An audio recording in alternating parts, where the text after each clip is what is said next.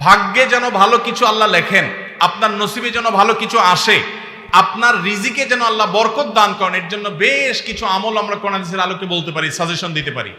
রিজিকে বরকত এবং ভাগ্য সুপ্রসন্ন হবে কোন আমল করলে? ভাইরা আমার, ভাগ্যে ভালো কিছু লেখা হয় কবে? একটা হলো মানুষের সৃষ্টিরও 50,000 বছরে আল্লাহ তাআলা ভাগ্য নির্ধারণ করেছেন। আরেকটা হলো প্রতি বছর যেই রাতে আল্লাহ কোরআন নাজিল করেছেন, আল্লাহ সূরা দুখানে বলেছেন সেই রাতে অর্থাৎ লাইলাতুল কদরে আল্লাহ তাআলা সব গুরুত্বপূর্ণ বিষয় ধার্য করেন। ভাগ্যে যেন ভালো কিছু আল্লাহ লেখেন, আপনার নসিবে যেন ভালো কিছু আসে, আপনার রিজিকে যেন আল্লাহ বরকত দান করেন, এর জন্য বেশ কিছু আমল আমরা কোরআন হাদিসের আলোকে বলতে পারি, সাজেশন দিতে পারি। তবে তার আগে আমাদেরকে জানতে হবে যে ভাগ্য সুপ্রসন্ন হওয়া বা রিজিকে বরকত হওয়া বলতে কি বুঝায়।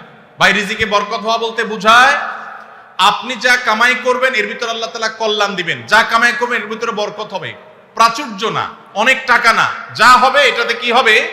বরকত হবে। আমরা কি বরকত চাই না সম্পদ বেশি চাই? বরকত চাই। বরকত যদি চান, এক নম্বর হলো ঈমান এবং তাকওয়া লাগবে। আল্লাহ বলেছেন ওয়ালাউ আন্না আহলাল কুরআ আমানু ওয়াত্তাকাউ লাফাতাহনা আলাইহিম বারাকাতিম মিনাস সামা।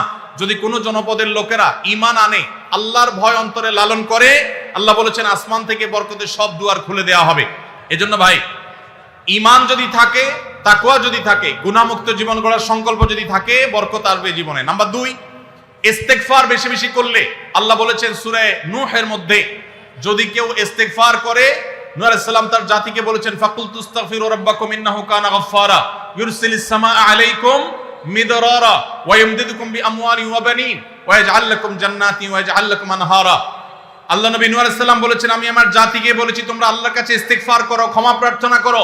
বেশি বেশি ইস্তেগফার করলে আল্লাহ তাআলা রিজিকের মধ্যে বারাকা দিবেন, অভাব দূর করবেন, সম্পদে এবং সন্তানে আল্লাহ তাআলা বরকত দান করবেন। তাহলে 2 নম্বর আমল হলো ইস্তেগফার করা, রিজিকে বরকত হবে ইনশাআল্লাহ। নাম্বার 3, শুকর আদায় করা। আল্লাহ বলেছেন লা ইন শাকারতুম লা আযীদান্নাকুম। আপনি কোনো কিছু পেয়েছেন, আলহামদুলিল্লাহ বলেন, যা পাইছেন শুকর আদায় করেন, আল্লাহ নিয়ামত বাড়ায় দিবেন। নাম্বার 4, দান সাদাকা করা। আল্লাহ তাআলা বলেছেন ইয়ামহাকুল্লাহুর রিবা ওয়া ইউরবিস সাদাকাত। আল্লাহ সুদকে ধ্বংস করবেন, তবে সাদকা এবং দান এটাকে আল্লাহ তাআলা বাড়িয়ে দিবেন। এইজন্য কেউ যদি দান করে, আল্লাহ তাআলা তাকে কি দেন? বরকত দান করেন তার রিজিকে।